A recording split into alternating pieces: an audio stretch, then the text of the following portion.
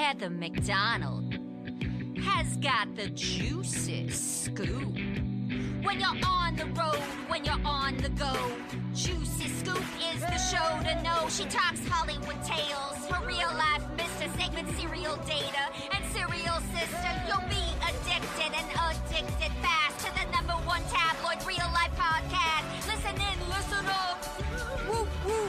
Heather McDonald, Juicy Scoop. Hello and welcome to Juicy Scoop. I have your favorite girls in the world.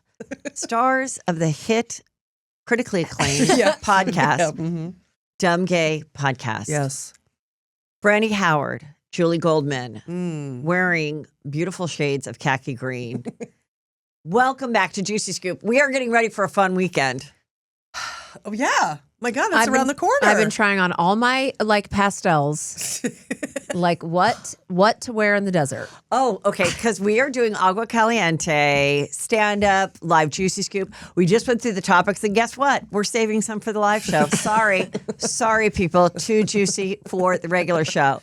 And it's Agua Caliente, and I think it's sold out, but just go check because they saved some tickets and then released some tickets, but it's basically whatever. We are going to have fun, and I'm putting together different thoughts of outfits too, and it will be Palm Springs, bright and sunny, colorful fun.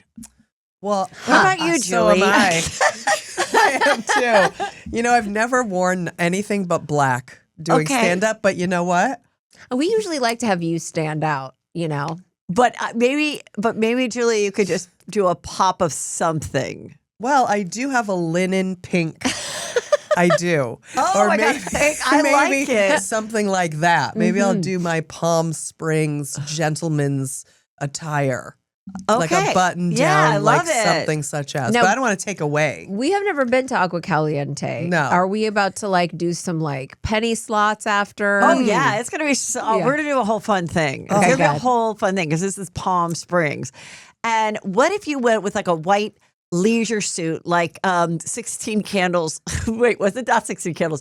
Pretty in Pink, James Spader. I wish I had that. I was always obsessed that he was 16 and dressed like Miami Vice. Well, yeah, he was wearing 40. a full suit. Yeah, like a loose. It was a loose suit. That's what rich kids did in the 80s. Is they dressed like full-blown adult men at school. You know what? If I had a double-breasted white suit, I would wear it. I just don't have it. No, but I wish I don't. did. Oh my God! I have white pants though.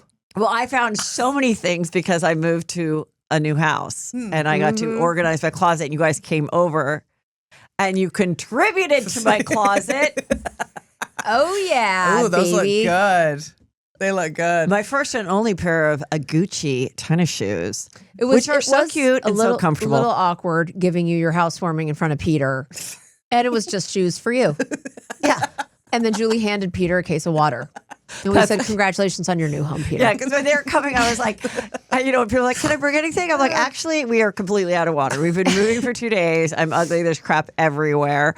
And I said on my Patreon, I go, I just am not an organizer. And I know there's people that just live for it. Luckily, I had a friend help me come and do the closet. But I was like, I wish I could have a shot like an Ozempic shot, but instead of curbing your appetite, it motivated you to organize or whatever. And people wrote me, they're like, Heather, that's Adderall. So I was like, okay, well, that I've never taken. I don't think I want to start it. Right. Well, we can get that for you. We can easily. I have some on me. Yeah, I think you have it in the purse. But I do. I do have a prescription. That's for ADD. But, it can help you. It can. It can help. Yeah. You will get laser focused. Well, it's gonna be a process, but I'm glad you guys could come over and see. Beautiful, my new digs. Absolutely gorgeous. Between the house in the desert and the new house here in LA, I don't know that we can remain friends much longer. I hope it doesn't get weird. I hope it doesn't get weird because I want you to still be my friend. The luxury was remarkable. And then we went around the neighborhood. We went into some open houses. Oh, yes. We're going to try to get you in there, too. Yeah, it's all a goal. We're all going to manifest. We took the paperwork. Oh, that's my favorite. How much are you asking for this? And we just went into it. We just Yeah, leaned in. you just go and then We you're had like, to lean oh, in. if only it had Yes. Yeah, we did. one more half bath, I'm just like, you know then what? done. Yeah. This 2-car garage. What about our golf cart? Yeah, and then he's selling us. Is there more space? And just sit with the garage just wasn't Yeah, there. it just wasn't there, so we really had to keep looking. Well, it was all good, all fun. Yeah. And we're Do you here think- to get. Are yes. you going to be wearing more of your shit now that the closet is the size of basically my single family home that I currently live in? I am really going to try to not buy stuff for a while. I also used to have a thing where I would get rid of dresses that I'd worn on, like in a photo or whatever, in carpet. And I'm like, no, now I think it's a flex to rewear things. Yeah. And if it fits, I'm going to rewear it. I'm going to really try to not buy stuff, but that probably won't last but yeah, I'm going to try to really hold back because I really have everything. I have jeans that fit. I have plenty of shoes. I have plenty of black t-shirts. Come on, Heather, get your fucking shit together. Well, Yeah. now that you'll see it. Yes, now I can see it. Yeah. Well, you guys, I got sent this so many times. Thank you, Juicy Scoopers. Marlon Wayans says they plan to make White Chicks too. I have been talking about this for a while. I have such great ideas of what the two FBI agents, who is Sean and Marlon, should do to infiltrate a white woman's world of 2025, what the crime could be, what the jokes could be. None of them have ever come on Juicy Scoop or answered my pleas for the last 10 years. So now I am putting it out there to the people. I just wrote Keenan again today, Good. who is the director of it and producer of it, saying, is this true? I would like to be somehow contributing, consulting. Yes. Just let me just come and give you my ideas. I don't. Yes, would I like to have another part as the sales girl or someone else? I would love it that the sales girl is still working there. Right. Maybe, because that was my part. Maybe she got married to someone rich in the Hamptons. He's in prison for a Ponzi scheme and she's back working at the store. I can think of everything. That's right. I can think of everything. I can think of where the other girls are. I can think of the crimes. I can think of how to put it in pop culture. I can come up with everything. Please. I want to work on this movie and hang out with you guys. Get to work, Juicy Scoopers. Send the clip to them. Demand it. Demand it. You're the only person who's been talking about white chicks in the last decade. That's the only reason this is happening. Thank you. I've been putting it out there that I have the ideas and everything of how funny this could be. Why? I think 5 years ago when people would ask me, I think they and myself felt it's too volatile of a time with, transgender and Americans that are, transitioning and all that kind of stuff. All of it. But now I feel like, no, people are going to go get why it was funny, that it was making fun of the things that white women do. And we have never had a problem with it. And therefore, that is what the joke is about. It's about white women and the stuff that we do and find important. And we love being made fun of. Come on. Love it. Now, didn't you say that the reason they had done it was because of the makeup? But I think that was a big part of it. I just remember they were saying literally they were getting 2 hours of sleep because they would have to finish out 1 a.m. and then their call time was 3:30 and they'd just be because the makeup and all that. So I'm thinking there's hopefully some easier way to do some of those things.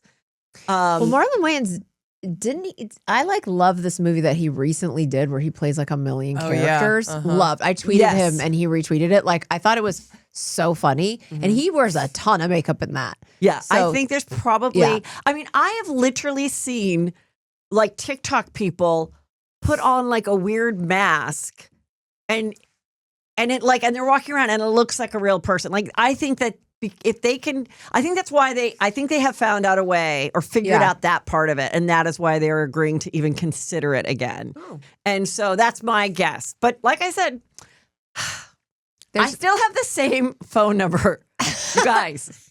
Rick Alvarez, also producer. I have the same phone number. You can call me. Get the original band together. You need to be I part know. of it. Yeah, and DM this bitch. She's on there. Yeah. I know. I just want to go over to Keenan's house. Do it. Have him. Keenan, I want to take two things about Keenan that are very juicy. One, when I worked on his late night talk show, he was the first person I saw that took his salad lunch, put the dressing in, put the lid on, and shook it. It wasn't the Kardashians. It was Keenan in 1997. Okay? He started that.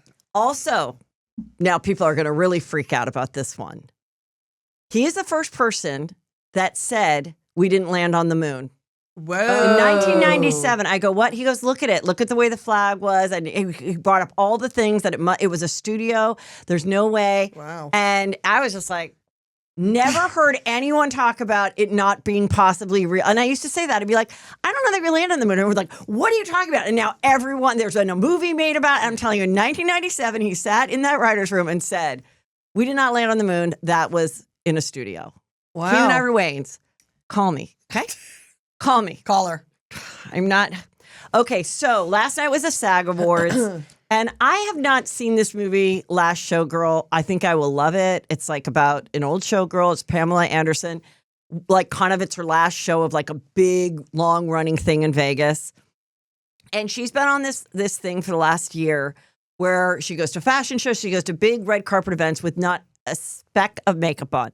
She doesn't fill in her brow. She doesn't put on a tinted moisturizer with sunscreen. She doesn't put on a chapstick. And I don't know. I've had a couple of people send it to me and they're like, I think we're good. I think we're over this. Now, listen, it's her prerogative. She's still great looking. It's saying something. But this is Juicy Scoop. You can disagree, but I would like to see some concealer. Yeah, something. I'm sorry. You're in a gown. I mean, you're in a gown. Sorry. The men are wearing makeup. I guarantee you, whatever man was there had makeup on. Yes. So yeah. it's fine when she's dressed down or she's wherever around. But when you're in a gown, I mean, it just sort of calls for, she did her hair. Why are we doing our hair? I was just going to say, if you do your why hair. are you dyeing your hair if you can't put on a tinted blush? And why are you coloring it? I mean, curling it. Yeah, it's a full hair coloring it. Yeah, both. So you're not like completely, yeah. It's always this kind of things when people will say like, oh, if God wanted you to have, whatever, you would have had that nose, whatever. No, God made plastic surgeons. And made like eyebrow pencils. And I'm sure there was a time when braces first started where people in those days were walking around and going, you heard Mildred, those weren't her original teeth. They used to be crooked when I knew her, Right. Same thing with dyeing your hair. Same thing with back in a million years ago when they would like create lipstick out of blood of whatever Whales. villagers. I don't know. Exactly. But it's okay. I mean, I think it was a good idea because it put her sort of back on the map. Like we were all like, oh, okay. And then she got this movie. Now is it? Yeah, go ahead. But now, I mean, I'm like a little fatigued of it because listen, she is the victim of the over tweezing, playmate look. And, that sucks. She's got to fill it in. You know what I mean? It sucks for her. It does. But she's got to fill that in now. I also even just wonder a brow if would do so because much. this did such a thing, is it one of those things, just like when you're like, one of those couple goals, like Will and Jada, and they used to dress like, and then we find out though, they actually fuck around and actually might hate each other and they're probably both narcissists.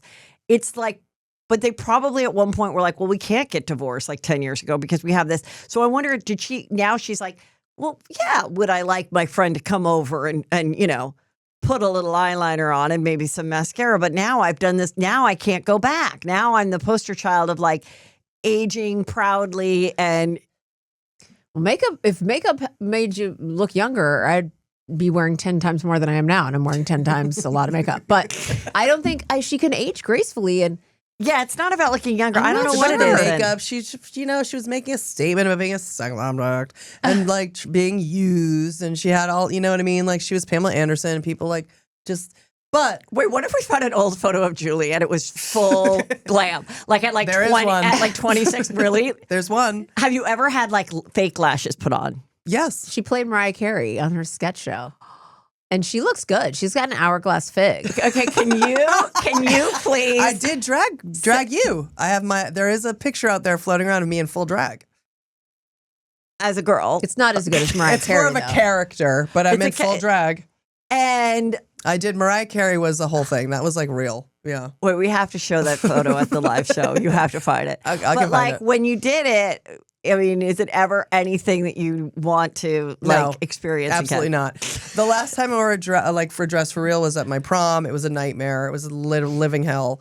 and I hate wearing makeup. My face literally rejects makeup. I put it on for 2 seconds and it like goes away. I do her you do makeup. have good skin probably because you don't wear makeup. I do her makeup. I did for like People's Couch, Vanderpump every time. Even the most recent time, I probably for an audition or something. Like I do like boy rocker makeup. She immediately starts to wipe it off. That's why I'm just like, I'm not. I mean, I don't mean to, but I do touch my face a lot. Yeah. But my face just rejects it. It's weird. And I don't like it. It's uncomfortable. I don't feel normal. I feel weird. I don't feel in a dress. I'm like, look like a man in a dress. Like I'm like, walk you want to be like comfortable. weird. You know what I mean? Well, you know what? If this weird. is where she's comfortable, she's comfortable. I mean, she's certainly got a perfect nose. She doesn't have to shadow her nose or anything. I just was like, just getting things. She's gorgeous. Now, Demi Moore has been killing it this season, but I was thinking she's looking very thin. A little Maybe bit too thin. Slightly too thin. I know people are like, I can't believe Heather's talking about people's body. It's a red carpet. It's dresses. It's outfits. She's starring in a movie called Substance that is about a woman trying to stay thin, young, and beautiful. She certainly has achieved it. I love all her dresses that Brad Goretzky. Goretzky. He styled her. She looks amazing. Shout out Brad. But like I said, that was one of those movies that I loved the first 2/3 and hated the last third. It was so gross. Wow, that thing took a turn and just God. Yeah, it took a turn. I always think like, imagine like 2010. How absolutely hardcore that would not have been nominated on any level. Not a single person in it. Not the movie. The Substance, you mean? Yeah, maybe it would have gotten special effects.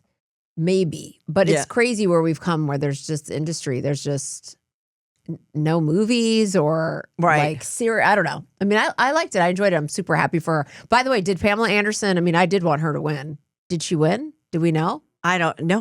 No, I don't think she won. I think we would have seen if she won. Well, that's too bad. Did the Amelia Perez win anything? Have you guys seen that one? Yes. We did vote. Did you vote? Because we're all in SAG. No, I didn't vote. Oh, that's my only thing I get to do with my juice. So I was like, Julie, get on. And then we were just voted. well, what are you going to do? Well, I'm going to do this. What are you going to do? And then we just did. We just who did you vote for Best Actress then?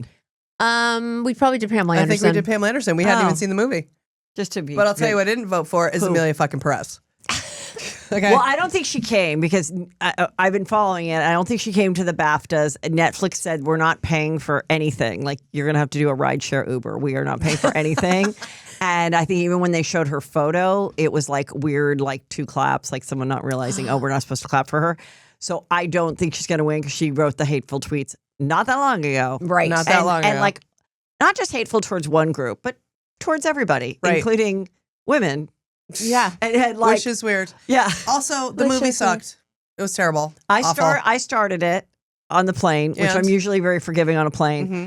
I stopped after the first song and went and watched old Sex and the City episodes. Mm-hmm. I mean, when you can't even, and I will watch anything, and I like a musical. I can get into a musical, but this was like, what kind of thing do you want? I want a sex change. Where do you want it? I want a man to a woman. It was so sophomoric and So bad. why do you think it was nominated for like 20 things? I think that there were parts of it. We went into a deep dive in it on our podcast. Okay. But I will say this. I think that it was trying to do something. It's on the pulse of a moment. It's, it also did have moments of kind of cool, like visual times. However, I think that what it was doing was just like trying to like hitch its wagon on something that it didn't really completely think through. Yeah. Like, and a lot of, trans people weren't into it. It just wasn't, it didn't hit the mark the way that it was supposed to. Did it have moments? Yes. But did it miss the mark more? Yes. It just missed the mark. It was like a kid made it. It was like, but it wasn't getting it was panned just until dumb.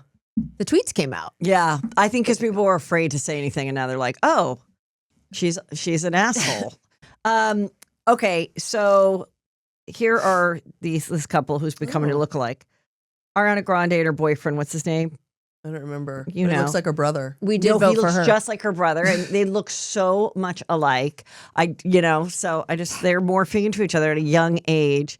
And she looks so different than like what she used to look like. She's changed her look a lot. But I did see The Wicked. I think I've talked about that The show. Wicked. Mm.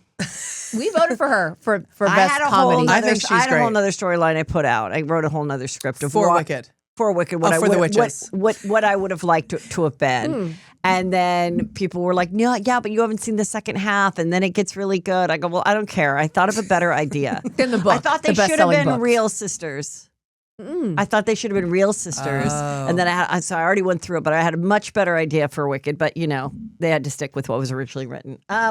Looking for a weight loss solution that actually works? Weight Loss by Hers provides access to GLP-1 medications with personalized care to help you hit your goals. Hers is transforming women's healthcare by providing access to affordable weight loss treatment plans delivered straight to your door if prescribed. Hers offers a holistic weight loss program with personalized solutions, including compounded GLP-1s, weekly injections featuring the same active ingredients as Ozempic and Wegovy, or oral medication kits. If you've been struggling with your weight loss journey, it is time for you to find the best solution for you.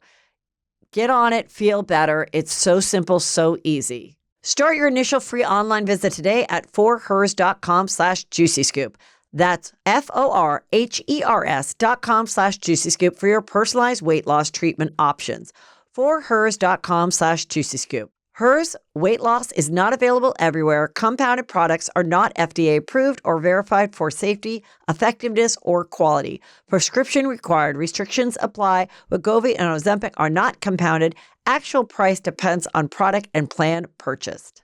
For me, getting a great night's sleep means putting away the phone, turning off the TV, reading an actual book, having a little bit of water by my bed, making sure it's dark. But the best thing is my sheets. And that's why if you really want to change the way you sleep, you need to upgrade to Boll and Branch 100% organic cotton sheets. Oh my God, I love these sheets. You will fall asleep faster with a luxurious softness that puts you in instant relaxation mode. You'll spend every night in buttery, breathable comfort and feel your sheets get softer with every wash. Discover the difference with Boll and Branch 30-night guarantee. Think about it. You spend about a third of your life in bed. Why are you not having the best sheets possible? You deserve it. Now's your chance to change the way you sleep with Boll and Branch. Get 15% off plus free shipping on your first set of sheets at bollandbranch.com/juicyscoop. That's Boll and Branch, BOLLAND branch.com/juicyscoop to save 15%. Exclusions apply. See site for details. I had Carol Radziwill on my show. Okay. And, she was really good friends with her cousin-in-law kind of a thing. So she was married to JFK Jr.'s first cousin, Right. Radziwill. So their moms were, Jackie and Lee Radziwill. So they were like best friends, first cousins. And she also became very close with Carolyn Bessette and wrote the book, What Remains. And so we talked about that because Ryan Murphy is doing a whole thing called The American Love Story on that time up until their death and stuff, and the paparazzi and him riding around his bike shirtless with a beret. Now, she told me, I think that's one of those weird things where people say you remember the guy from the Monopoly with a monocle, but he really Yes. doesn't have one. I don't think he rode his bike around with a beret. I think he was shirtless a lot riding his bike around, and I think he wore a lot of berets. But I don't think he ever wore a beret and While was shirtless riding the bike. in New York. But my whole point was the guy liked attention. He liked attention. Yeah. And that's okay. That's okay. And she didn't, Carolyn. And that was like the paparazzi. Anyway, so I said, I think you are going to be featured, Carol, in something, or your book could become more of a show, maybe about the two girls, which she's working on, maybe being a play. So I said, who should play her? So this one, Bridget Medler, someone said that she's a former Disney person, and she could be her. But also, I really think it should be Leighton Meester. I think she could play Carol. Love Leighton Meester. In the 90s, Meester's- so this was a photo I found of her from her Instagram where I'm like, that's sort of a 90s outfit. Yeah. I mean, and Leighton Meester's lurking around the edges of consciousness because of Blake Lively, because they were on Gossip Girl together. And Leighton Meester supposedly was, along with Scarlett Johansson, were the only two like who just like classy and kept it quiet, even though they supposedly hate Blake Lively. Oh, during the Gossip Girl days? No, or during now. Now.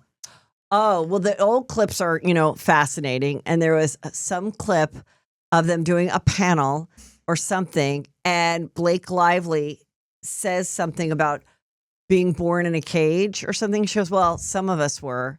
And I guess Leighton's mom gave birth to her behind bars.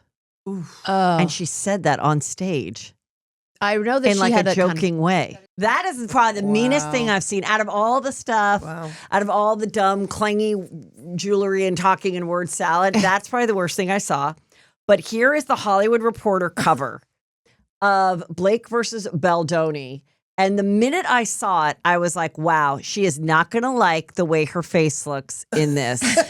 They made it like, she is like, her character cartoon has very little makeup.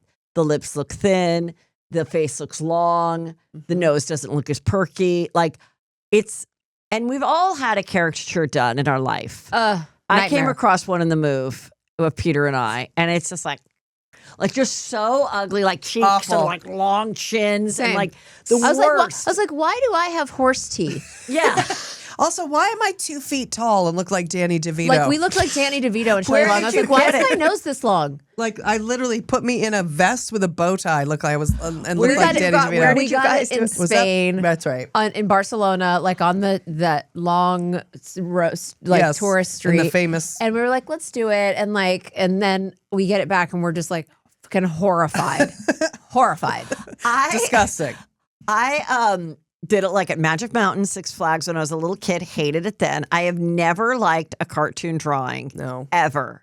Because it always like. Well, they put the pictures of celebrities, and they make the celebrities look attractive. They exaggerate like the more beautiful features of celebrities. So they'll make guys look like beau hunks or like Marilyn Monroe. And so you're thinking they're going to like accentuate you and make you better looking. And they don't. No. And then you take it and you're like, and like, I swear Julie's like on a stool next to me with like little useless legs. And I'm like, why are you on a stool next to me? Exactly. I look like a leprechaun, like an Italian leprechaun with a mustache. She's holding a slingshot with a phone. And it's supposed to be like a David and Goliath thing where they're making her the David and him the Goliath, which they thought it should be switched. 100%. And then he's holding the book. It ends with us. And this is even worse, by the way, as a character, because they're not even making them into caricatures. That's somebody who is like, this is what I think these two people look like. Well, I also think he looks great. better. He looks better. I'm like, who's that hot guy? Yeah, I'm into him. His nose looks like shorter and better. Hers looks longer. Like, no. So she supposedly not happy with it. And she's slingshotting a cell phone at him. He's holding the book.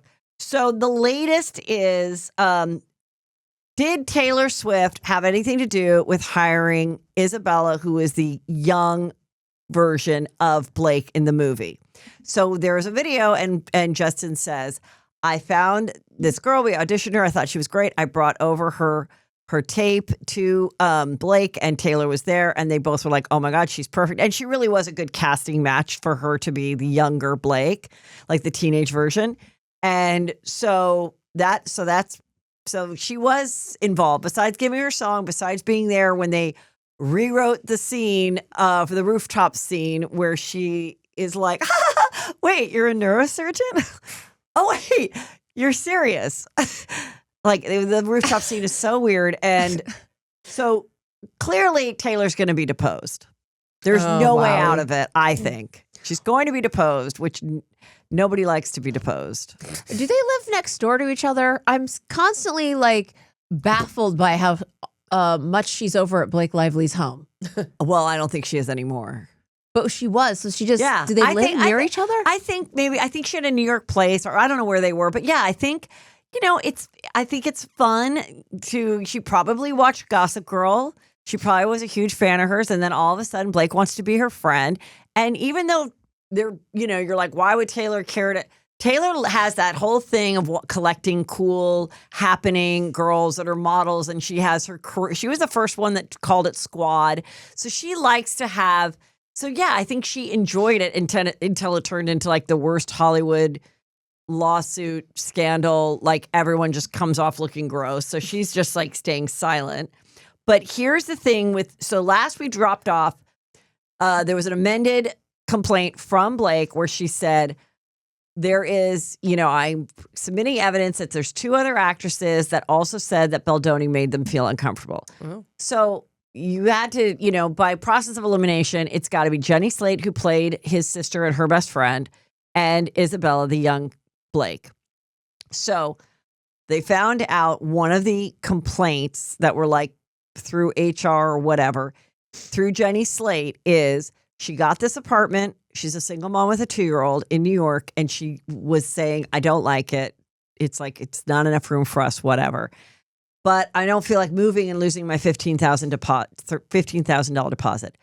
The producer said something like, don't worry about it. We will cover the $15,000. We'll reimburse you for that.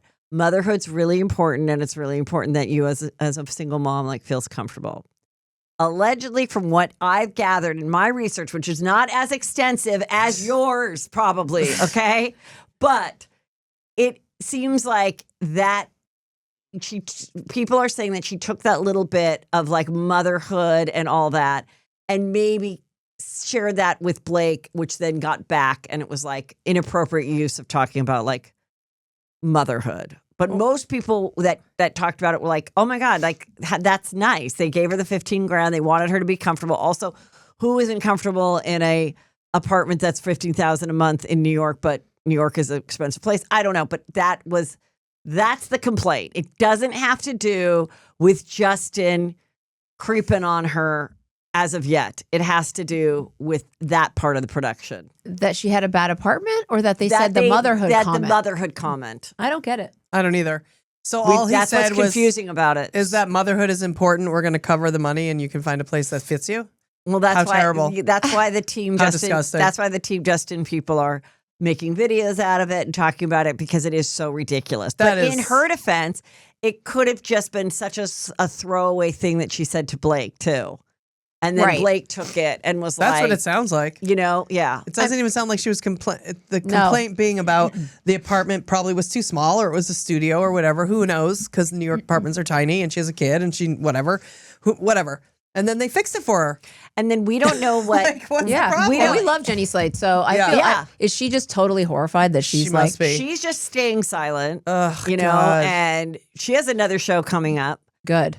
My friend is the creator of, Nikki Boyer, called Dying for Sex, that became a hit podcast, and as a show about her best friend who is dying from cancer and wants to have sex with all the different kind of sex she didn't have. And it's about 2 best friends, and Jenny Slate plays one of them. So she's on to other things, it's just but was she a supportive friend in the process to Blake? Yeah, but I don't know. I would guess that she didn't foresee this happening when she's just, we've all been in a job where you're want to take a walk around the studio and bitch. Yeah. Meet me for coffee, and you bitch, and da-da-da. And it's I literally just did that. We just in our thing in Portland, they booked an Airbnb, and I was like, no. It's too small. It's too small. I've got too many pets. We can't do it. We need a different place. Motherhood is important. Yeah, it is. And motherhood is important. Being a dog and cat mom is important. It's important. It's important. It was too small. I needed a yard. Didn't have a yard. It was going to be a stair. I can't do it. And you know what? They said, you know what? Don't worry about it. Motherhood is important. Yeah. I thought we did have to do it. And then, no, we didn't. Well, the second time we did. Yeah, but the first time we didn't. The second time we did have to suck it up, because it was for just 2 days. Yeah. But the first time was going to be for 30 days. Oh, right.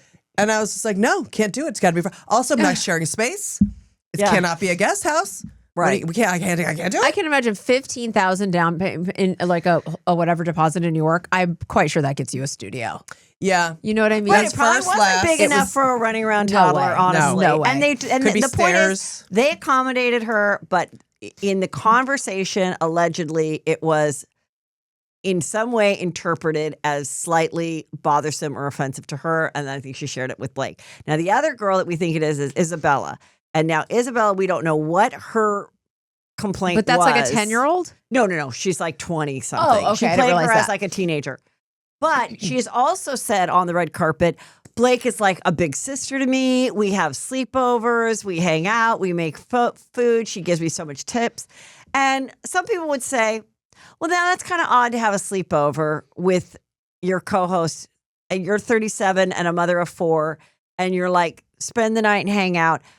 Was she grooming her, not sexually, but kind of grooming her in a way that would make her, again, open up or feel entitled or use that friendship to be like, well, remember when we were bitching about whatever and you said this? I don't know. So those are the little latest things. We're not going to spend the whole show on it. Okay. So this is juicy.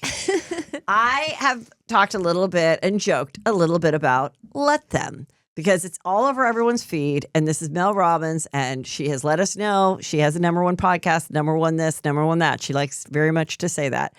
And a lot of people love her, and a lot of people have read her books and gone to her motivational speaking. I have not. I have only seen certain things. But the whole Let Them thing is like, if all your friends go to brunch and don't invite you, don't bitch at them or be mad. Let them. Let them. But it's also, when I looked a little more, it's really also about like really controlling women and mothers. Like, so basically I found out why she came up with the Let Them thing. Okay. Great. I've always found it confusing. You're the one who told us about it. It's I'm like, so I don't confusing because it's like, you're just not supposed to ever get mad like about anything. Like, Or let you're them, feeling let them. At first, it sounds good because we had a whole discussion about it. Because at first, it's like, you know what? Yeah, let them. Yeah. They don't control us, and we're gonna let them infiltrate all of our thoughts and have da da da da. But then Brandy's like, what? Let them what? What if they hate you?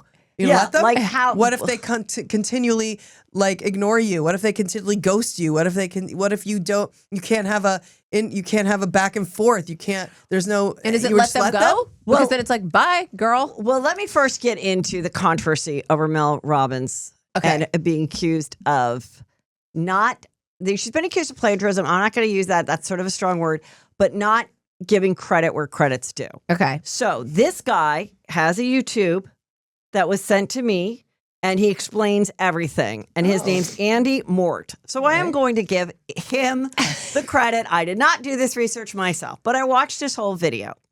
And he says this girl, Cassie Phillips, wrote this poem called Let Them. Now, other people are going to say, my grandmother used to say let them. Okay, so it's like, Okay. Oh, but she actually All right. wrote a poem called Let Them that then sparked people getting tattoos and things, calling Let Them, Let Me. That's when the tattoo started. That's important to the story.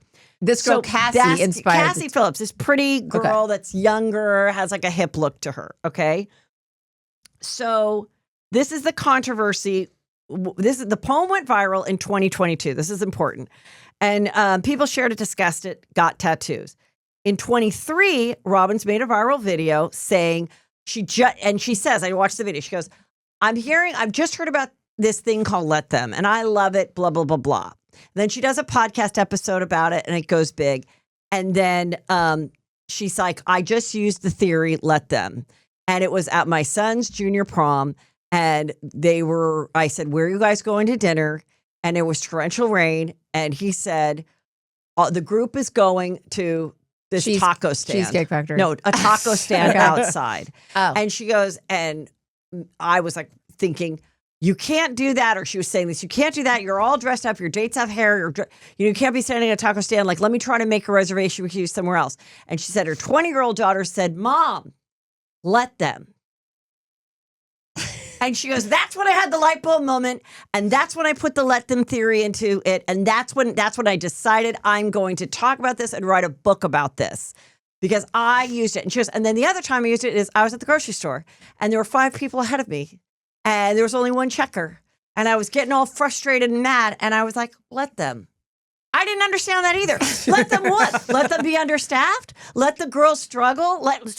Thank you for not bitching Right. to the manager. Thank you for not bitching to the people ahead of you. Thank you for not bitching to the girl. I don't get it. Yeah, and some people are like, is it being superior? Because it's supposed to be let them and rise above it. So are you seeing yourself as a superior being that nothing is to bother you? But I'm like, who are you mad at that you're waiting in line? It's a grocery store. Yeah. Fucking go to Cuba. Was your other option problem? to rob the store and steal the you had no choice. You just stand in line to get your groceries. Right. Otherwise, you leave your groceries, abandon your groceries, or you steal them. When it comes to cooking and eating, I've got a problem. The one is I don't have any food in my fridge because I hate going to the grocery store because I buy the stuff and then Peter complains that why did I buy all this, make nothing with it, and then we throw it away. Okay, we don't like to be wasteful. But I do like to cook and I want to eat healthy. And that's why I love Hungry Root.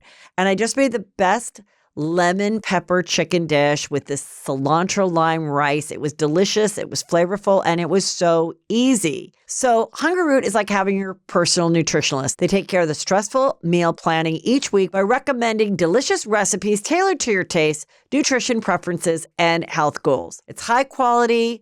It's flavorful, from anti-inflammatory to gut-friendly, gluten-free or dairy-free, high protein, and more. You can choose them all. So easy, so delicious. You're going to love Hungry Root as much as I do. Take advantage of this exclusive offer for a limited time. Get 40% off your first box, plus get a free item in every box for life.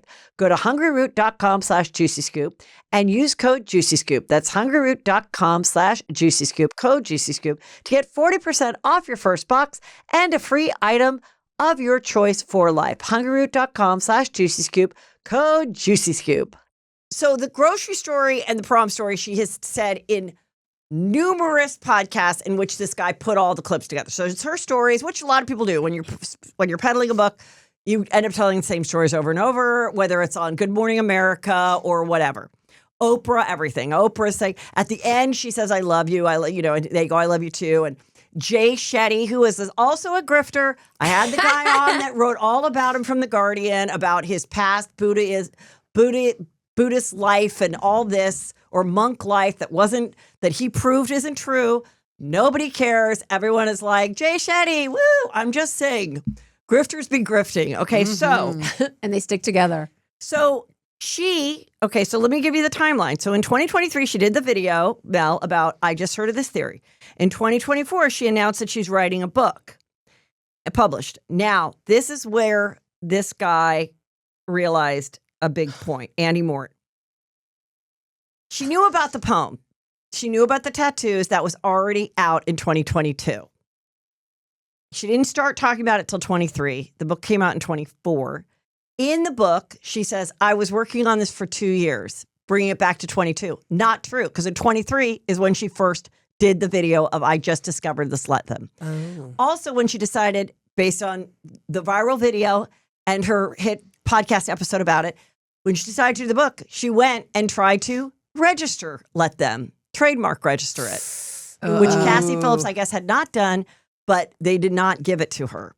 Why does not have the trademark of it? Did they think it was just too common of a phrase? I guess she couldn't prove that it was like her. You have to really prove that like something is yours. Like I wrote a book called You'll Never Blue Ball in This Town Again. Now, if all of a sudden I said, you know what? I just came up with this theory. It's called blue balling. And what you do is you dry hump a guy while wearing jeans, and it feels kind of nice, and it keeps you from getting pregnant and also keeps you from ever getting a third date. But it's called blue balling, and it's a theory that I've been doing now, and I'm just letting people know. No, it's like, it's okay. Like if she would have been like, or even gone to Cassie and involved her, or even if she didn't, even if she said, I saw this poem and I was like, I'm going to take this further. And I haven't read the book, so I don't know if she interviews people that have done it, or, you could have done, I don't know. I'm assuming the book doesn't have anything legally wrong. It's just in this world of everyone sharing content. When I see stuff, oftentimes I go, I saw this somewhere. I didn't come up with it. I don't always have everyone's name because I'm scrolling and things like that. But so that is the controversy around the Let Them. Wow. But all these people are just like, oh my God, this is amazing. And she goes, this is the single, Mel Robbins goes, this is the single greatest thing I've ever done with my life. This moment at 56 years old with this book coming out, this is what I was put on earth to do.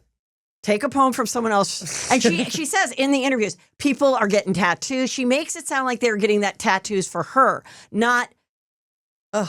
So her origin story is changed and not correct. The same thing with Jay Shetty. His origin story has been proven not to be accurate. But even when I had that writer on, nobody picked it up because he's so powerful in this space. Yep.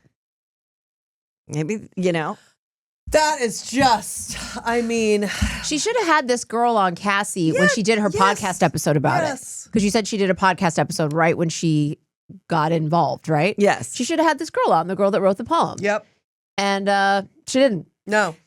And that's why when people say, "Oh, you wrote White Chicks." No, I did not write White Chicks. White Chicks was already sold, and I've said this too, already sold to be made.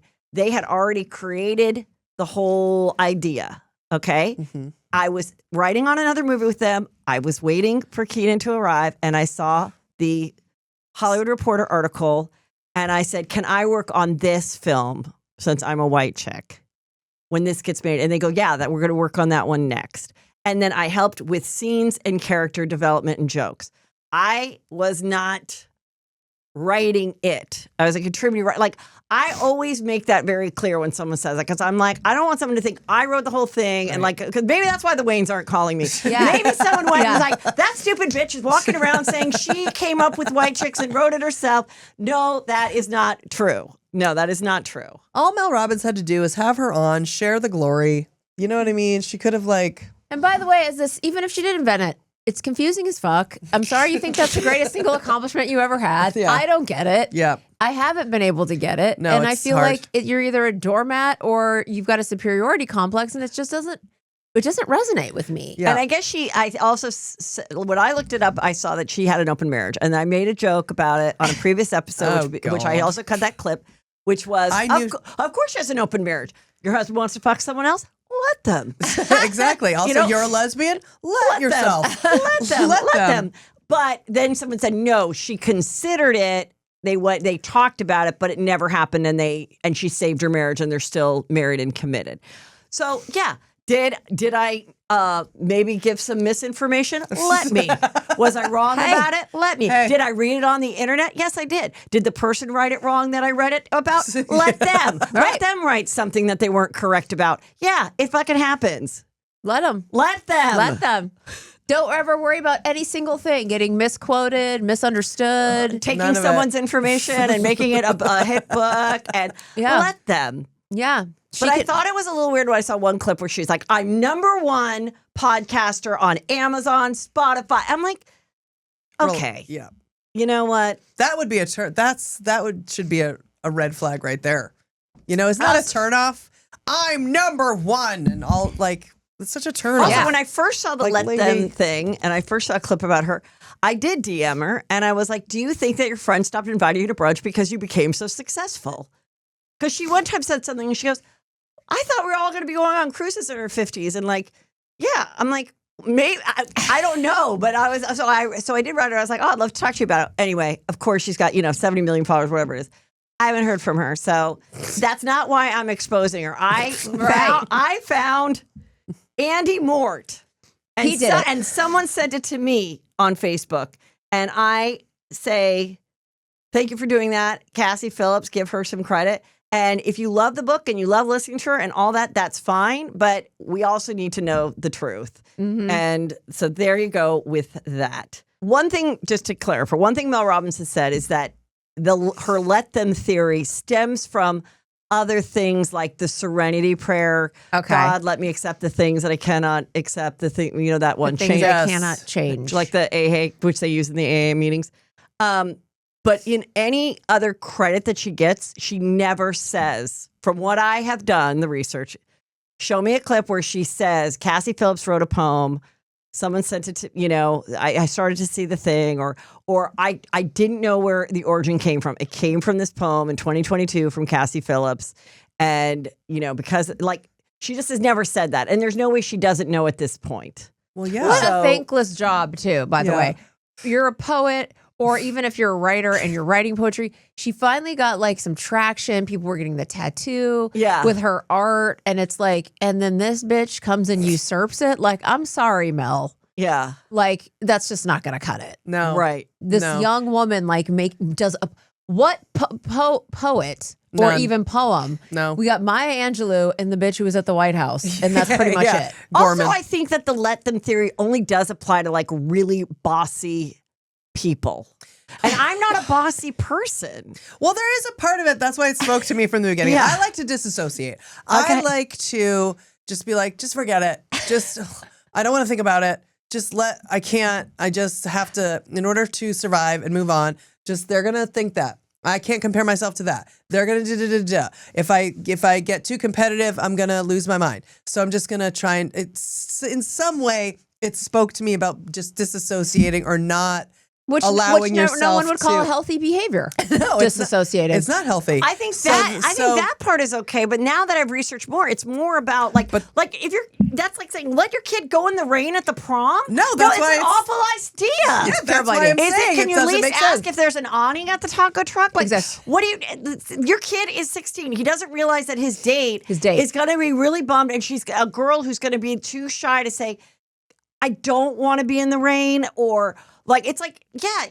You know, your 2-year-old wants to go out in the snow with no shoes on. Let them. I mean, how far does it go? Like, you know, yes, your kid should learn some lessons. But the prom thing, I was like, I don't think that's wrong for moms, especially in 2025 where these 17-year-old kids are stupid, to say, no, you guys are not going in the rain in your rented suit and your prom dress and your $200 hair and makeup.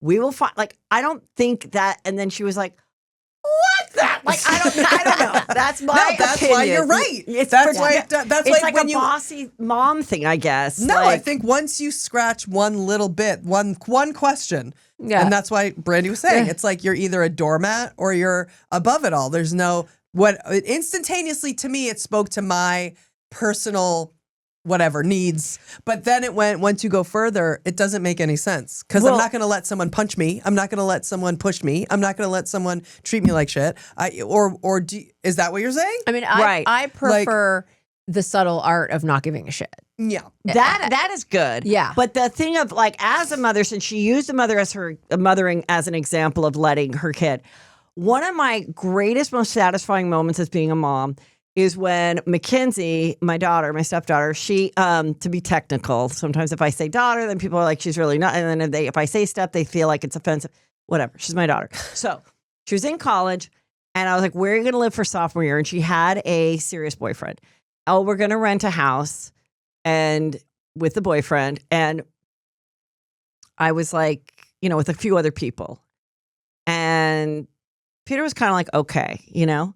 And Way to go, Peter. But I said, Mackenzie, I don't think it's a good idea, and I'm going to tell you why.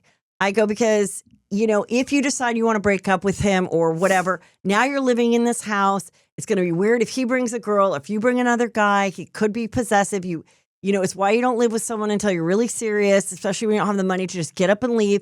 And I said, there isn't a girl over 24 years old walking on this earth that would tell you, 19-year-old, that's a good idea. It's not just me. It's women just a couple years older than you would say, don't live with your boyfriend sophomore year.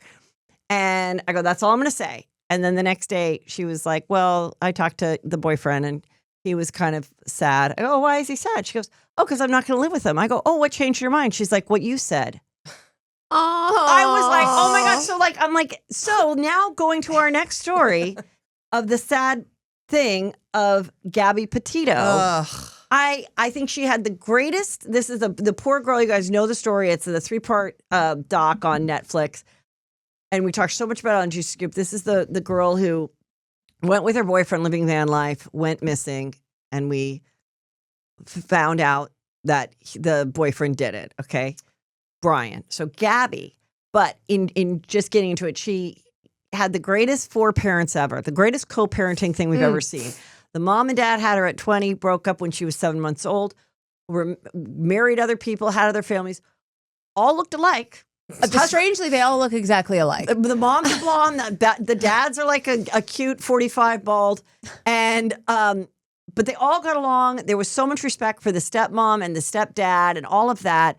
All that was beautiful, and you know.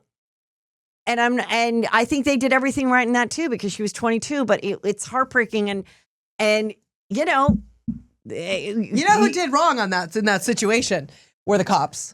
Yes, like so let's talk like about the that. parents did their best. What are you going to do? She's an adult. She went in the van and did the van life and blah blah blah blah. Even though I would say there isn't they're living in the van is going to be less fun. And nightmare. Don't do it. But she wanted to do her YouTube channel, but even he didn't. It wasn't like he was like the videographer. Nope. He had no skills. None. He didn't go to college. He wasn't working on anything. He wasn't a mechanic. He wasn't No. He didn't work at REI. He didn't fucking know shit. No. Why the fuck were they on a van life? And you saw her bitter, like, if you knew how to edit, we could get this done faster. Yeah, she like, was already irritated with her. He was looking to hitch his dick into something. He liked that bug-eyed girl. He was trying to get with her. She didn't want to get with him. He was looking the girl that interviewed. Yeah, he was trying to hook into a girl. He was fishing for whoever. Yes. And she did not realize how hot she was. Nope. When they showed her legs in those shorts, I was like, this girl is got a perfect body. She doesn't need a speckle of makeup. Perfect face. But she I don't think she realized, he realized, I can't believe this girl is with me. This girl is way out of my league. Wait. I have imposter syndrome. I should not be with this girl. When is she going to wake up and realize that I got bald at 22, so I have a chip on my shoulder. I don't go to school, and I'm a loser. His parents were lying about his age. I was like, I don't know how he was at high school with them, but I'm just like, somebody lied about his age. But you were saying about the cops, so your opinion is that the cops didn't handle it right because we see them get pulled over. They were fighting from the beginning, from what we learned, all that, whatever. That when we saw that body cam of the cops in Utah who pulled them over where they had gotten in the fight, those cops, in my opinion, are responsible for her death.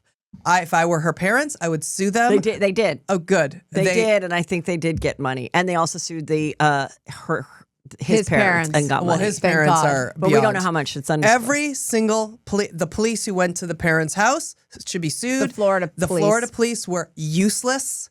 Like they should all be ashamed of themselves. They are all responsible. They all have her blood on their hands. But those main cops who put him in a hotel for domestic abuse survivors because he was the victim of her. When I tell you, I just about burned my entire neighborhood down. This little girl is I don't care if she slapped him 50,000 times. You get her, you take her away, and you separate them, and you send her home. But no. She was and all those male cops, and they're standing around laughing, saying how she was the aggressor. We have to get him away from her. He called her crazy to them. I mean, that they are responsible. They should be fired. They should never be allowed in police working again. And if I were, I just have to say, why the parents sued them is because they said because they had to find what the cops did wrong. So they're like, if the cops, should have followed the law, and she said, yes, I hit him. She was just because whatever. But she didn't, when he was like, what about those marks on you? She wouldn't say, well, he hit me before yesterday or whatever. Technically, they should have said, well, I'm sorry, but we are going to have to arrest you. And so the parents were like, had you arrested her, she would have had to have called us, and then we could have had access to her to be like, what the fuck is going on? And we could have had a chance to save her. The defense of those cops is, we were trying to be nice, not give them a and record, not put her in jail because we didn't really think it was a serious thing. We thought it was like a mutual fighting thing. They're living in this tiny van. He was polite, she was cooperative. So we're like, here you go. But because technically she said I hit him, and so therefore he was the domestic violence victim, they were following the protocol that he does go to the free hotel room. Ridiculous. And she's in the van. And then she did, text her mom and doesn't want to worry parents. Lots of times kids don't tell parents everything, and because they don't want to worry them. But there was that. A couple things. One thing she has that tattoo right here. Mm-hmm. I just saw someone pointed out, not me, saw it, don't know who gave credit to, said, did you notice? So all her really good friend, the one that she met on Bumble Friendship. Oh, yeah. Right. That was cute. That girl has it, and all 4 parents have it. Oh, that's so cute. That they did that. But anyway, so most people agree that probably what happened was, he was feeling insecure. He was bugging her when she was working 20-hour shifts at Taco Bell and couldn't be happier to work there to collect the money for the van that she owned. It was her name. And, he'd be like, you just don't want to be with her. She's like, no, I'm making tacos. Please stop crying. I don't know what to do. I don't know how to prove to you that I do. So she's realizing after that incident, everything, what the fuck am I doing? He's totally unhelpful. I'm totally turned off. I don't want to, she probably doesn't want to be intimate with anymore. Mm. She's probably like, what I could, and she says to her own mom, I could make more money as a single van life person. But she starts texting and calling her old boyfriend. Mhm. So I believe, and a lot of people I think would agree with me, somewhere at the last Mexican meal that she said she didn't like her food and they left, and someone saw that, and then they also saw them go to the grocery store was the last time she was seen. In there was a call that day or a text to that boyfriend. He obviously saw it, found out, phone texted back, doo-doo-doo, or whatever, and he looked, and then he was like, and then she probably was like, yeah, I'm fucking leaving you. I'm done, whatever. And it's just that crime of passion where he is just like, no. And then we believe he killed her, strangled her, whatever. He has a 55-minute call with the mother that they get from all. So I thought, it was obviously he told her. And then the mom writes a letter. Well, also Burn the mom after reading. called the attorney right after that 55-minute call. Right. Pops right onto the phone to the attorney and sends the attorney $15,000 or $25,000. Yep. So a lot of people think that the other thing is he's still alive. That because we never did see him. They said he came back with the van. We never did see him. Did they go collect the van, say he was in the house, but, because they hadn't arrested him yet. They were still giving him all these days. He went off to Mexico, and was there some other dead body or something that he was maybe responsible for or found, and they put but I don't believe that because I'm sure they did a DNA test. So I do believe he's dead. Some people think he's alive still in Mexico, and they helped him get a lead because they were the ones who found the dead body. Right. But I don't believe in 2025 that you could fake a dead body that isn't his. No, they'd have to do the DNA. They would know that it was his. Well, I feel like the only way you could fake it, because of course the cops fucked up and they never got him in custody over and over again. And it's like, why would he never be in custody? Which is why her parents made that bill, which I didn't understand. I was like, what's this bill about? And Julie's like, that's so that if somebody's missing, you can go to their immediate partner or whoever and they were ask with. the 11 questions, which we never found out what the 11 questions were. But it's which like, if those cops had asked even then, because even going back to when those cops fucked up in Utah, he said, she's crazy. I was defending myself. Why are you believing him? Like it's over and over and over again. And even with the parents, like you just allowed that to happen, and then you're surveilling the house and you didn't see him leave? You didn't see him leave. So I'm saying that the whole country was on it, and we had a bloodlust for justice. I mean, I remember exactly where I was sitting when I had heard the story before she had been found dead. And you're just like, please God, please God, please God. Let's hope she ran away with someone. And then you're like, did and it's the way it played out, and then he ends up dead, and nobody knows what to do with himself.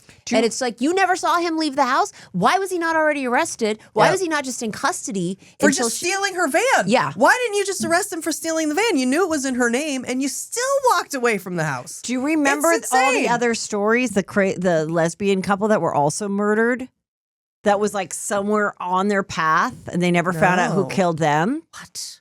And that one guy went missing too. That up there too, and that the same park. And then there was when all the TikToks were going on, people thought that maybe there was like a bunker behind here, and he was actually in there for a while. Oh my God, living safely. But I don't think that really matters now. I just know from the Gilgo Beach, whatever that beach thing is. Yeah, there's been so many proven times. Gilgo Beach murderer. Oh, yeah, that the cops will do the in that case. The head of the police department of that small town, was arrested. Yeah. And so was the DA of that town. They were literally arrested. Yeah. And they never wanted the FBI involved because they themselves were doing their own crimes. So they didn't let the FBI get involved. And it's like, police will cover stuff up if they know the whole entire country is going to come for them. They'll be like, yep, we found the body and he's dead. And they won't admit that they let this guy slip through their fingers because they simply wouldn't walk up to they wouldn't even go up to the parents' door. They're standing outside the screen like, can we talk to you? I'm like, a young girl is missing and the van is out front. Are you kidding? I mean, kidding. And that they immediately ghosted them and everything and didn't say anything. I mean, so, the question is to parents, like, your son calls you and he's like, oh my God, we were hiking, and let's just say he said this, Mom, I don't know what to do. Gabby and I, and maybe he says he didn't kill her. Maybe he says we were hiking and she slipped and, whatever. And now I didn't know what to do because let's just say he said what he said in the letter. She was slipping and she fell. And so somehow I ended her life like you would like a deer or something, which makes no sense. But whatever he might have said, maybe he said she was hitting me, Mom, and I hit her and she hit a rock and now she's dead. I mean, if I was in that position, pray that I never am. I mean, the first thing I would be is, we're hanging up right now. You're going to meet with an attorney right now because there might be something more in your story. If we go now with the evidence, if we go find her right now, whether he's telling the truth or not, but maybe a defense attorney could build a case for that's the only thing you can do. A non-premeditated murder. That's the only thing you can do. A non-premeditated murder could have gotten him 10 years and he still would have been out by 40 and had a life and you could still visit him. Like, so the fact that they thought, no, let's cover it up and let's not answer these poor parents of where their 22-year-old daughter is for 3 weeks or whatever the fuck it was. Like, they're awful, but we knew they were weird because she said when she was staying with them that the mom was cold and strange. The sister, we saw the text between the sister and the mom, like joking, like, oh, the FBI thought it was Brian leaving, but it was actually you or something. It was so... And you know it was her. You just know it was her. Yeah. Because they never saw him leave, and you know it was her. We saw them coming in and out of that house. What was it? They thought it was him leaving, and she made herself look like him? Was this like a... No, they thought that when he left, supposedly, and took that Mustang to go to the park... Oh, for a hike? Where he eventually, shot himself, but no gun was ever found. But the body was completely decomposed in 37 days, even though when they found Gabby's body 30 days later, she wasn't decomposed at all. Yes. So his body, in defense of that, he was in a completely wet... Okay, fine, but all of his stuff was there. He had a waterproof bag to make sure that whatever. His letter of saying, I put her out of her misery. Where's the gun? And I remember when they found his body, and it was completely weird that the parents, the minute they let the public in, the parents went. Yep. And the police searched the whole area. For 19 days. The lesbian FBI lady is like, we searched everywhere, but it was wet. 19 days. Showing them up to water to here. But the body's a mile, with all of his belongings, a mile from his car, and they didn't find that. I mean... I think the parents have their suspicions. I don't know that they're totally convinced he's dead, but I think they got paid by the police department in a settlement. I think they got a settlement from because I read, but I don't know what it is, from the Laundrie the parents. I don't know from their homeowners or how much money they had. Brian, how do you say his name? It's Laundrie, I guess. And they got paid for this documentary. I would hope that they did. It's their story. They wouldn't have it without them. And I'm not saying they did it for money, but maybe they're just like, we can't prove that it wasn't him. I don't know. So I don't know, but it is suspicious. Do you think it was his body or not? I don't think there was a body there, me personally. That's a lot of people to cover up. That's like autopsy and scientists. So I think, no, it was his body. I think it's not. But I think he killed himself.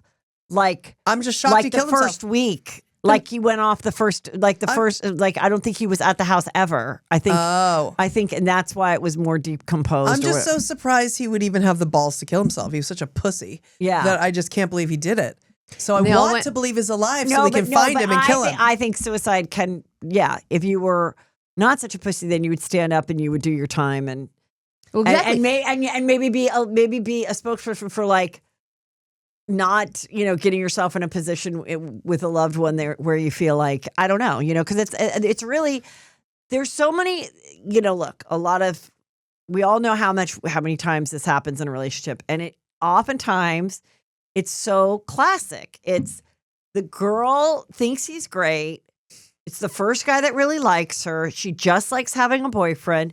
He realizes that she's out of his league and too good for him. She starts to mature and grow and realize she does deserve better. She would like someone that has a house and has a career. And then they're like, no, because you're the only thing that makes me successful is you. So I'm going to isolate you from your friends and everything, do everything to keep you down so that you stay. And when finally the girl is like, fuck you, I'm done, then they snap. It's horrible. What about how they went camping?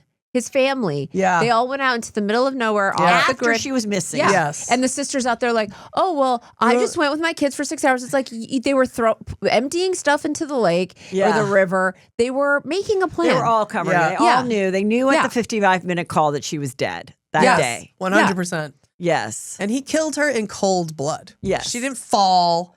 No. He didn't put, and even then, but if he would have been honest right off the bat, I think there would be a very good case to say it was not premeditated. He did not take her in the van to kill her. Could have.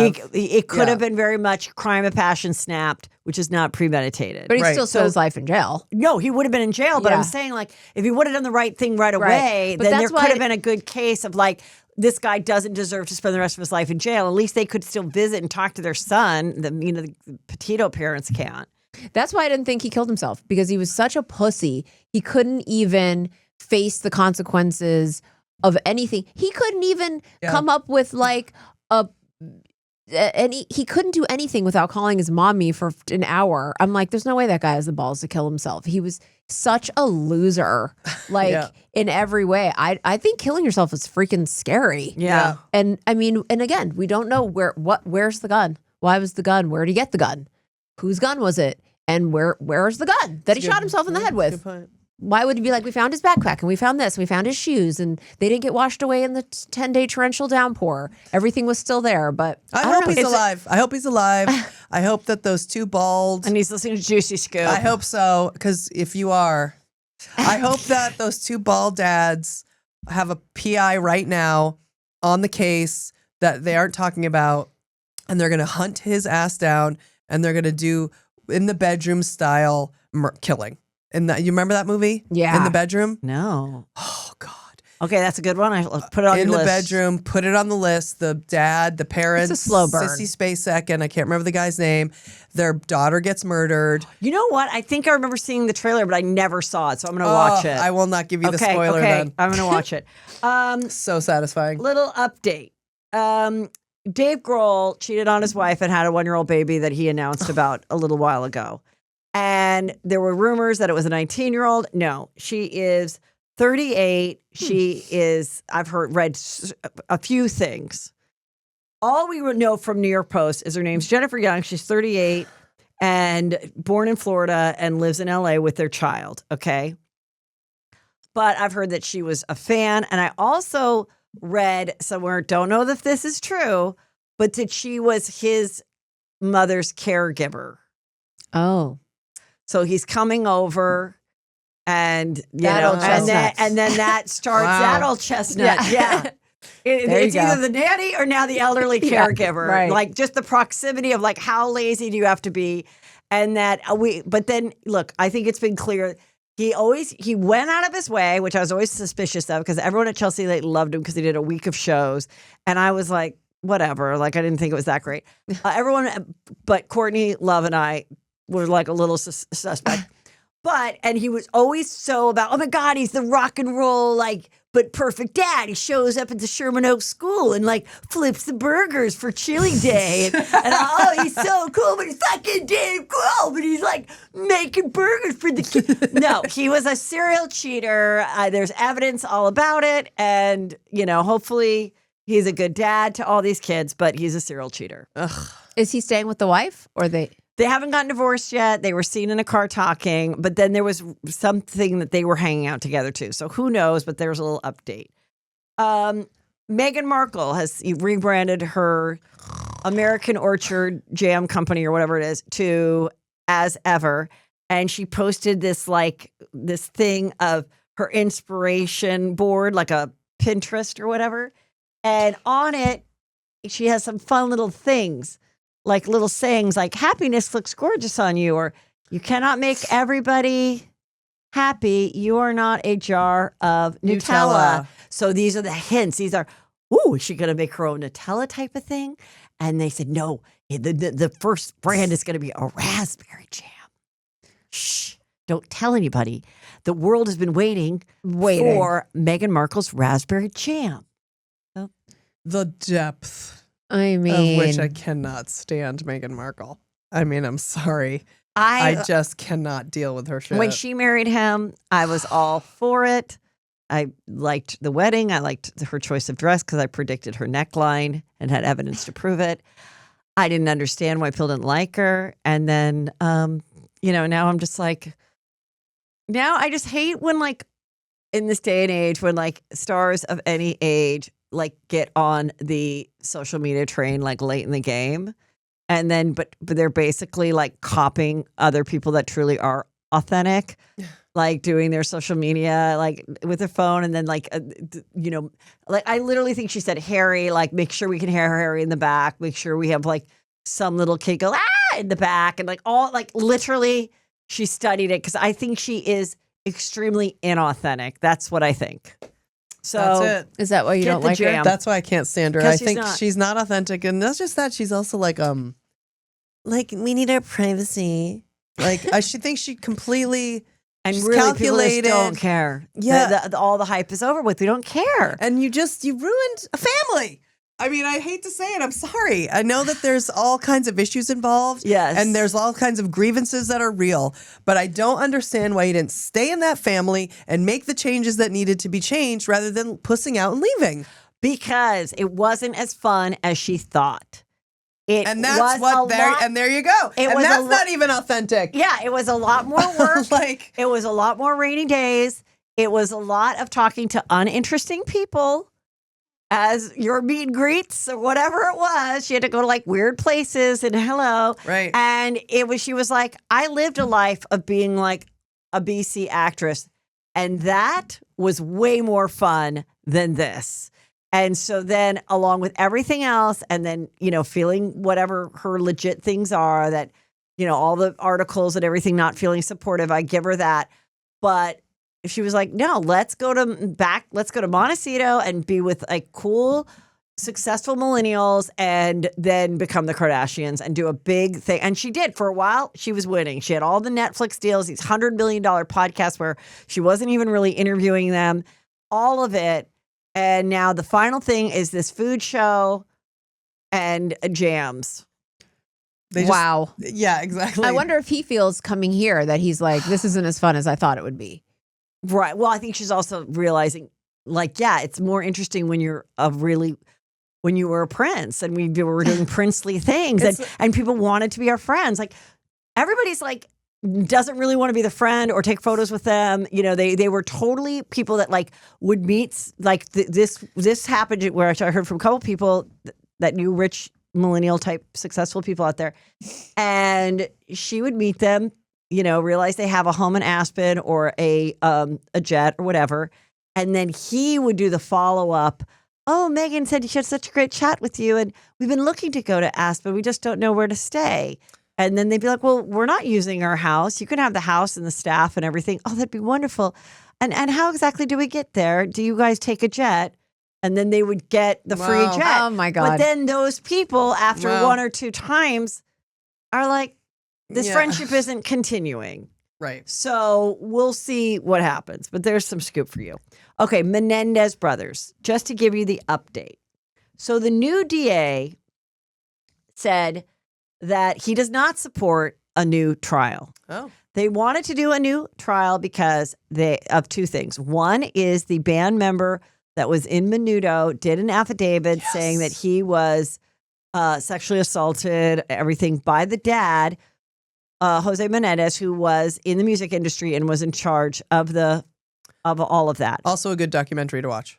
Yes. And then the other one was there was a letter that his aunts or whatever have found that was sent to a cousin who's now died that Eric sent to his cousin in 1988. The murder was in 89. That says he is being molested.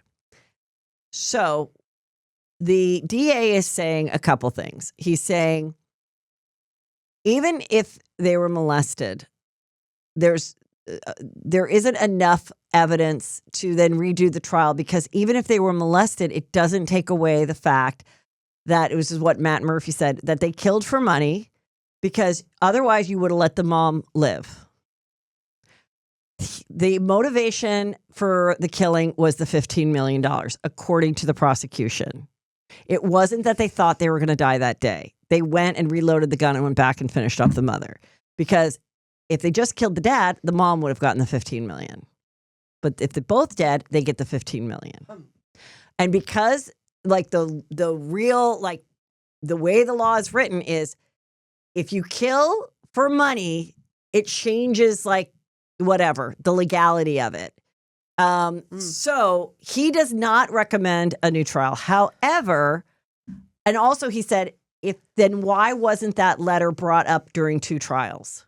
I had thought that it was. Why didn't, if they talked all about their abuse, why didn't Eric go, he's sitting in there for years. Wait a minute.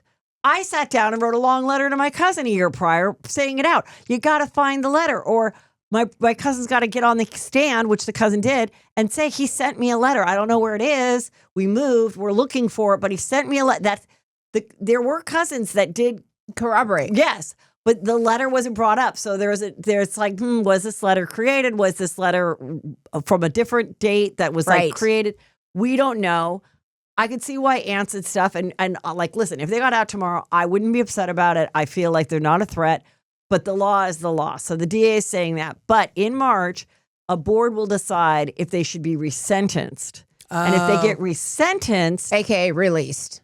If they get resentenced, where they change what it is, then the time would have been done.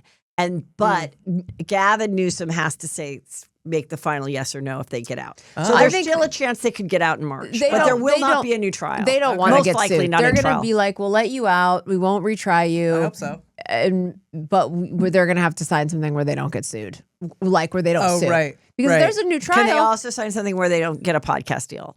That's a good idea. Because that's going to happen. Watch overkill. I'm telling you, I've been saying the Menendez brothers will absolutely have a podcast. It's a no-brainer. Right. It will be a bidding war of them telling all their stories, interviewing other people that get out of prison, all of it.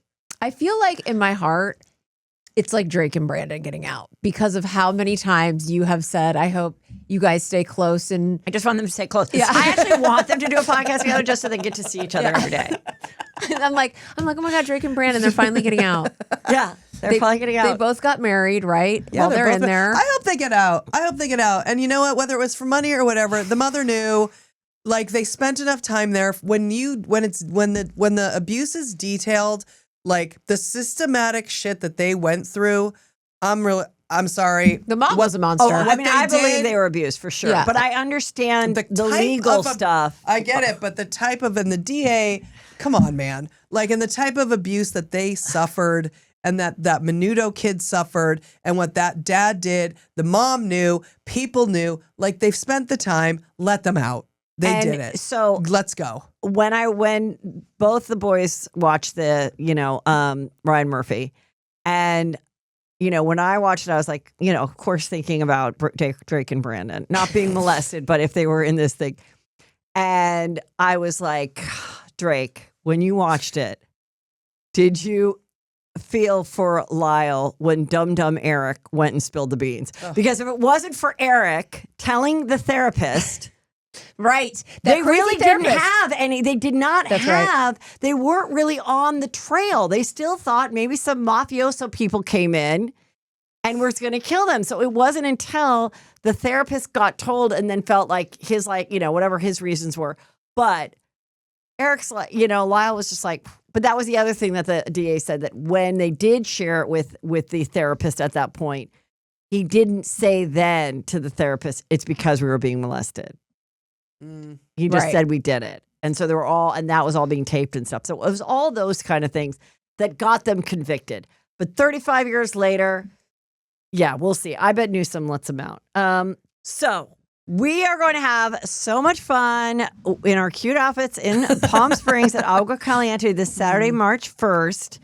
And then in between then and after, I hope you guys are following Brady and Julie. And tell them everything that you've got going and where they can listen to all your fun, because you guys are doing so much. Well, we've got a couple of shows. We have a couple of podcasts. One is the Dumb Gay Podcast, which right now is where we're leaning into the politics right now. So if you're a person who's not really into politics, we do lean liberal, but you want to know what's going on and you're sort of like in and out of it. Our show is a good place for it. We do try and like make it funny, make it fun. You know what I mean? do that, whatever. And it's called infotainment. It's infotainment. Yeah, it is infotainment. We are definitely, giving our takes but also trying to be informative, but also trying to be funny. We're not NPR. Okay. Yes. We're not NPR. And then we have our Patreon, which we do 3 shows a week. We have video, we have audio, and you can join. Yeah. We do 3 1-hour shows a week. But it's no politics At all. We stay away from it completely. So we do. And how do they sign up for that, girls? They go to patreon.com/dumbgay. Just go to julianbrandy.com. Just Google Julie Brandy. JulianBrandy.com. Patreon. Yeah. And of course, mine is at heathermcdonald.net. And this weekend's going to rock. It's going to be gorgeous weather. We're going to have so much fun. So much fun. We're going to make everybody jealous that didn't get their tickets on time. And I mean, we're desert you. sluts. And this is the first time we're like going to be. We've been desert sluts together many, many times. I'm on stage. I'm excited. Yeah. Oh my God. And in a casino? It's going to be so fun. Can't wait. Thank you.